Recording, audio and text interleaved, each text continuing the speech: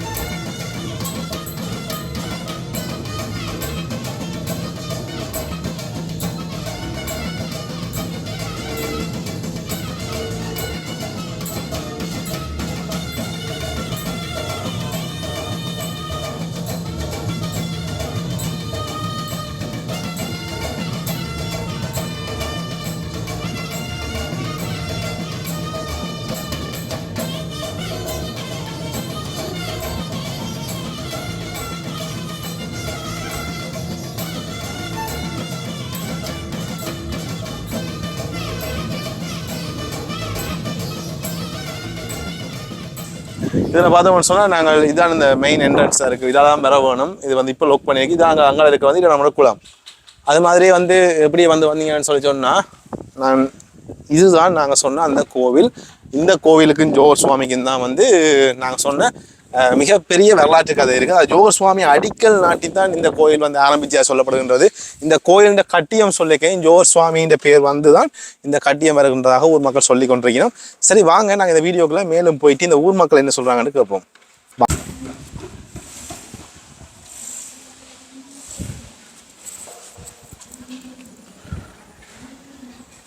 வாங்க வந்து நந்தி நாடுங்க.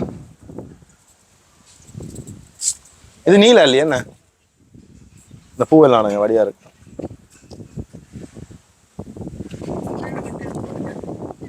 நீங்க வாங்க அப்படியே எங்க வீடியோல எடுங்க. அப்படியே ஐயா நான் ஆசைப்படுறேன். தான் வந்துட்டு பண்றேன் நாளை. நீங்க இதுக்கு முதல் வந்திருக்கீங்க அந்த கோயிலுக்கு? இந்த கோயிலுக்கு வந்தீங்களா? கல்மடுக்கு போறோம் நாங்க. இந்த கோயிலுக்கு வந்தீங்களா?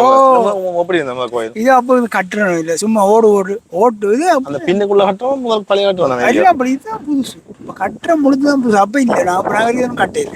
இந்த கோயிலை படி முதல்ல தெரியுமா உங்களுக்கு? அதே தெரியும். ஜோகர் சுவாமி இருந்து இங்க வந்த சொன்னாருன்னு தெரியும்.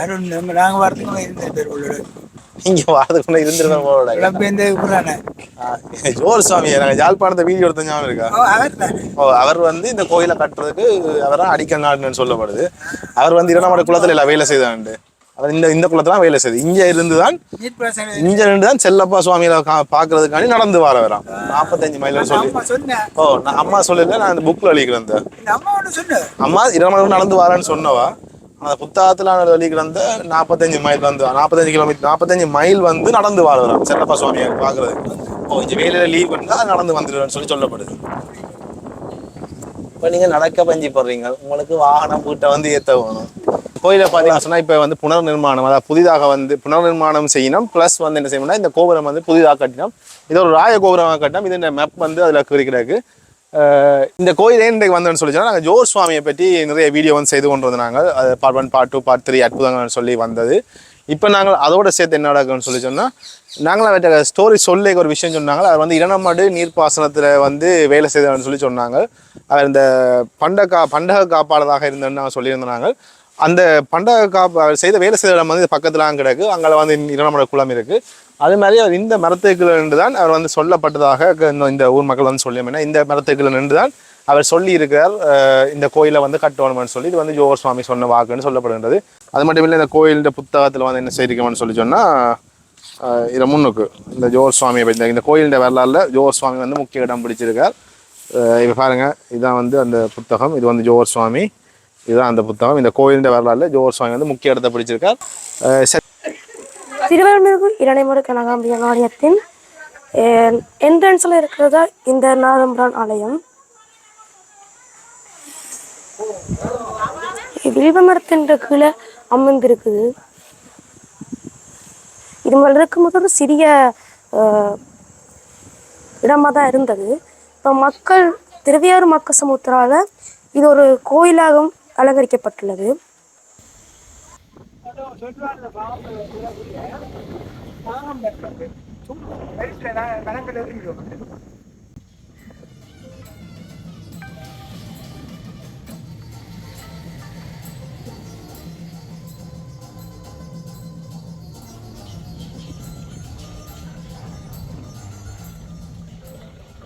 சொல்லுங்கக்கா, இந்த கோயிலை பற்றி என்ன விஷயம் நீங்கள் உங்களுக்கு தெரிஞ்ச கதையில சொல்லுங்கள். கனகாம்பிகை அம்மன் திருப்பாதங்களை வழங்கி கொண்டு இந்த கனகாம்பிகை அம்மன் அம்பாள் பெருங்கோயில் வரலாற்றும் வழிபாட்டு இயல்புகளுக்கும் வித்திட்டவர் என்ற வகையில் சுவாமி ஜோகர் சுவாமிகள் முன்னணியில் திகழ்கின்றார். இது இரண்டமடு குளத்துக்கு நீர்ப்பாசன களஞ்சிய காப்பாளராக சுவாமி ஜோகர் சுவாமிகள் இங்கே இருந்தவர். அவர் இருந்த காலத்தில் இங்கே அந்த இரண்டமடு குளங்கள் உடைப்படுத்து அந்த பராமரிப்புகள் என்று இருந்தமையால் அந்த பொறியியலாளர்கள் எல்லாரும் கூடி இந்த இதுல ஒரு கோயில் இல்லையே என்று பொன்னம்பல ராமநாதன் இந்து மாநாட்டிலேயே சொன்னதாகவும் ஜோகர் சுவாமி கூறியிருக்கிறார்.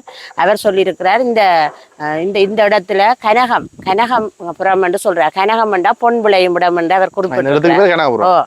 கனகம் என்றா பொன் விளையும் இடம்.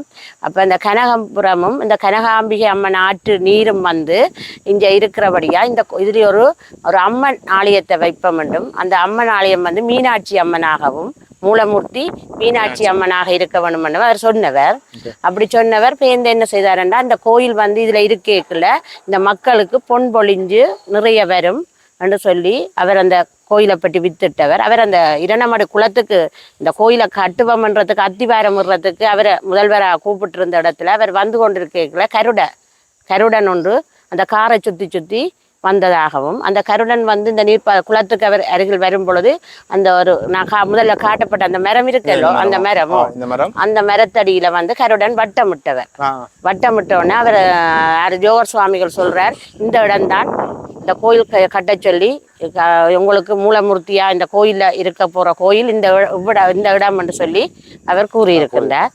அப்ப அந்த இடத்தையே எல்லாரும் மக்கள் எல்லாரும் ஜோகர் சுவாமி கூறியதற்கு நாங்க இந்த இடத்துல ஒரு கோயில் அமைக்கிறதுக்கு இங்கத்தை பிரதேச சபை அரசாங்க அதிபர் என்ற தலைமையில ஒரு சபை ஒன்று உருவாக்கப்பட்டு அந்த சபையில எல்லாம் ஏகமென தெரிவிக்கப்பட்ட பொழுது அவர் தான் முதலாவது இந்த அடிக்கல் எடுத்து வைத்தார். ஜோகர் சுவாமிகள்லாம் இந்த அடிக்கல் எடுத்து வைத்ததாகவும் நாங்கள் மக்கள் அப்படியே தொன்று கூறிக்கொண்டு வருகிறோம். இது ஒரு 50-60 வருடத்துக்கு உட்பட்ட ஆலயமாக இருந்தாலும் மிகவும் இந்த வடமாகாணத்தில் அவர் சொல்லுறார் ஒரு கட்டத்துல ஜோகர் சுவாமிகள், நீங்கள் எல்லோரும் கிளிநொச்சிக்கு செல்லுங்கள், நான் போகின்றேன், நீங்களும் கிளிநொச்சிக்கு வாருங்கள் என்று அவர் வாக்கொண்டு கூறுகின்றார். அதே மாதிரி இந்த வன்னியில இடப்பெயர்வுகள் என்று யாழ்ப்பாணத்தில் இடம்பெயர்ந்து மக்கள் வரும்பொழுது எல்லோருமே கிளிநொச்சியை நோக்கி வந்தார்கள். அவர் அன்று சொன்ன வாக்கு அது பலித்து விட்டதாக இங்கத்தை மக்கள் நம்புகின்றார். இந்த கனகாம்பியன் கிளிநொச்சியை சுத்தி அவர் வந்தது. அவர் இப்போ ஒரு நாள் அவரது அந்த வாக்குத்தான் கூறியிருக்கிறார். ஆனால் அவர் சொன்ன வாக்கு பலித்து விட்டதாக இந்த மக்கள் இந்த இறைவனை அப்பொழுது வந்த மக்கள் எல்லோரும் இந்த கனகாம்பியம் மிகவும் ஈடுபாடு கொண்டவர்களாகவும் இன்று அவர்கள் தங்களுடைய சொந்த இடங்களுக்கு சென்றாலும் இந்த கோயிலுக்குரிய பொழுது நாங்கள் ராஜகோபுரம் ஒன்று கட்டி கொண்டிருக்கிறோம். அதுக்கு இங்கத்தை மக்களில் விட இங்கு இருந்து விட்டு சென்ற மக்கள்லாம் பெரிய காசுகள் கூடுதலா இருக்கு. இடம்பெயர்ந்த 8 மாடி கட்டிடங்கள் கட்டி இதுக்கெல்லாம் அவர்களுடைய உதவிகள் பெரும்பாலும் இருக்கின்றது.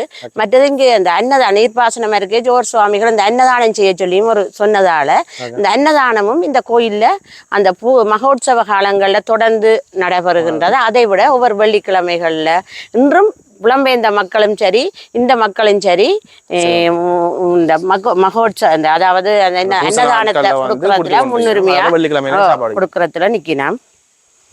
மற்றது அவர் என்னமொன்று சொல்லியிருக்கிறாரு, நாங்கள் அதை தான் எல்லோரும் கிளிநொச்சிக்கு போங்க, நாங்கள் அங்கதான் போக போகிறோம் என்ற சொல்லுத்தான் இன்றும் மக்கள் அதை அந்த நம்பிக்கொண்டு. அதே மாதிரி இது கனகபுரம் அப்படி நடந்திருக்கு. அதை மட்டும் கனகபுரம் இதுல பொன் விளைஞ்சு கொண்டே இருக்கும், இந்த மக்கள் சிறந்து வாழ்வார்கள் என்றதுக்கு அவர் அன்றே கூறியிருக்கின்றார்.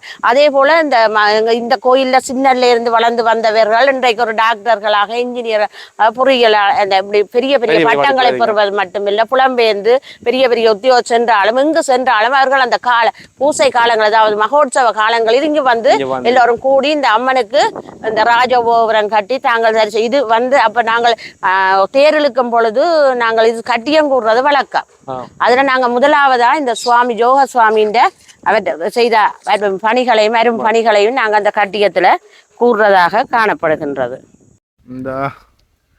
இதுதான் வாசல். இதில் சுற்றுற கதைக்கு நான் ஏற்கனவே உள்ளே வந்தபடி நான் வேறு பாதையில் வாகனத்தில் வந்தபடியாக வேறு பாதையில் வந்துட்டோம். பட் இதுதான் பாதை. இந்த ஒரு பக்கம் சுற்றி போகணும். பட் முக்கிய ஒன்று டவுட் இருக்குது. ஆமாம், பயங்கர வைரமாக இருக்கு, பயங்கர வைரமாக இருக்கு. ஐயா வாங்க ஐயா, ஐயா இடையில சிக்கி போடுற இல்லையா?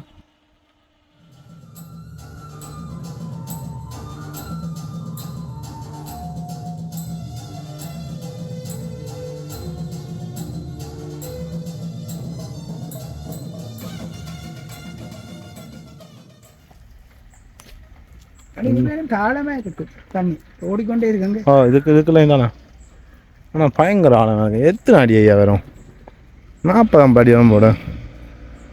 ஒரு பனை மரத்தை வைக்கிறாது, 2 பேருமே வைக்கலாம் போட. ஒரு பனை மரம் எப்படி நாளைக்கு ஒரு அடியில இருந்து கணக்கு பார்த்தா இது இருக்க போனா இப்படி ஒரு 100-150 அடிக்கு மேலே இடாது காலத்துல இருந்து எடுத்து.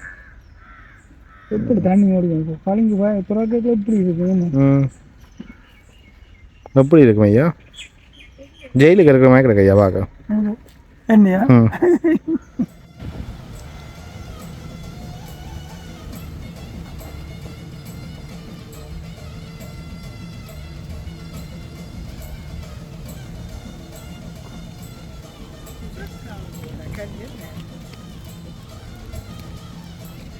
கட்டுறாங்க உடனே. அவங்க இருந்து வரை இங்கே யாரும் கேள்விப்பட்டிருக்கு. எல்லாரும் பேருங்க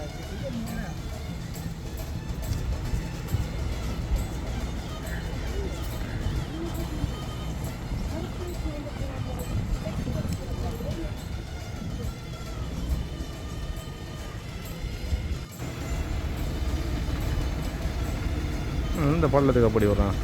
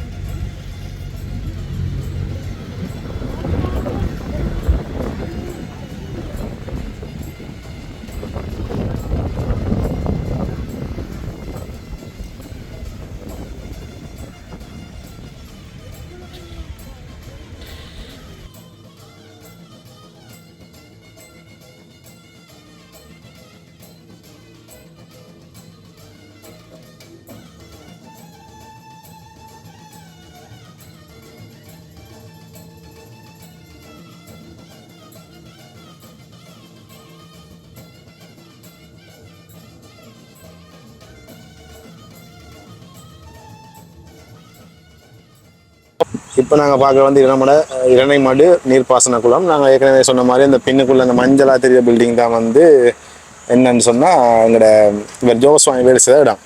அதே மாதிரி இப்போ வந்து நாங்கள் யாரை போய் பார்க்க போகிறோம்னா, தம்பியோட பேர் என்ன? அபினன். அபினன். அபினன், உங்களுக்கு இந்த இரணைமடு குளத்தை பற்றி என்ன தெரியும்? தெரிஞ்ச விஷயங்கள் சொல்லுங்கள். வடக்கு மாநிலத்திலும் கிழக்கு மாநிலத்தின் உயிர் நாடியாக குளங்கள் இருக்குது. வடக்கு மாநிலத்திலையும் கிழக்கு மாநிலத்தின் உயிர் நாடி குளங்கள் என முன்னோர்கள் சொல்றாங்க. அதே வடக்கு மாநிலத்தின் பிரதான குளமாக இந்த இரணைமடு குளம் காணப்படுது. இது என்னன்னா, கோடை காலத்துல 50,000க்கு மேற்பட்ட வயல்களுக்கு நீரை பாய்ச்சக்கூடிய அளவுக்கு இந்த நீர் இருக்கு என்று கூறுகின்றனர். அது மட்டும் இல்லாமல் இது வறண்ட காலத்திலே 89 அடி உயரமான நீர்மட்டத்தில் காணப்படுகின்றதால் கிளிநொச்சியில் உள்ள பல இடங்களுக்கு இது நீரை வழங்குகின்ற பிரதான குளமாகின்றது. கிளிநொச்சி வாழ் மக்களிட பிரதான தொழிலாக விவசாயம் காணப்படுகின்றது. அந்த விவசாயத்திற்கு தேவையான அனைத்து விதமான செயற்படுகின்ற தேவையான நீரை இந்த குளம் பெற்றுக் கொடுக்கின்றது. அது மட்டுமல்லாது இந்த குளம் முற்றிலும் மனித செயற்பாடினாலே உருவாக்கப்பட்டது என கூறுகின்றனர். இந்த இரணைமடு குளமானது மழை காலங்களில் அணைக்கட்டு உடைந்து நீர் வட்டக்கச்சி வவுனியாடங்களின் ஊடாக பறந்து காணப்படும் என்றும் கூறுகின்றனர். இதனால்தான் ஜோகசுவாமி அவர்கள் இந்த அணைக்கட்டி கட்டி இந்த அருகில் ஒரு கனகாம்பிகை அம்மன் ஆலயத்தினை கட்டினார் என்றும் புராணங்கள் கூறுகின்றது. முடிஞ்சு யோசிச்சீங்களா? யார் சொல்லி தந்தா உங்களுக்கு? நான் வரலாறு புத்தகங்களை பார்த்தேன். வரலாறு புத்தகம் தான் படிச்சேன். சரி ஐயா, நன்றி. ஜோகசுவாமி பற்றி வேறு தெரியுமா? சரியா, இந்த கோயிலோட சம்பந்தப்பட்டு தான் உங்களுக்கு ஜோகசுவாமியே தெரியுமா? சரி, நன்றி. பாய்.